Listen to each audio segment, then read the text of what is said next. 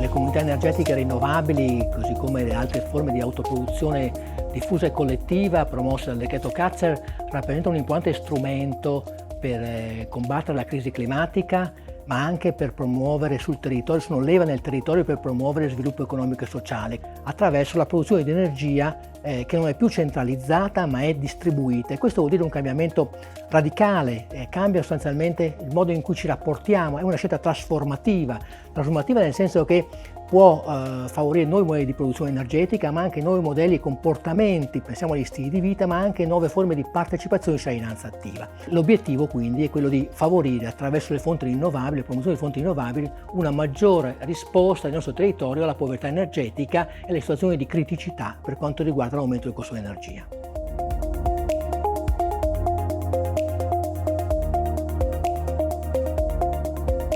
È importante partecipare perché presenteremo delle linee guida innovative che provano a offrire uno strumento di lettura e di risposta per costituire delle CER. I soggetti a cui ci rivolgiamo sono innanzitutto il mondo dell'impresa e ovviamente dei professionisti, sono gli enti locali, i comuni medio-piccoli che maggiori difficoltà hanno nel attrezzarsi per rispondere alle opportunità derivanti dalle comunità energetiche rinnovabili, e sono gli enti del terzo settore, soprattutto in ambito socioassistenziale ma anche in ambito sportivo, che stanno soffrendo maggiormente a causa dell'aumento dei costi energetici.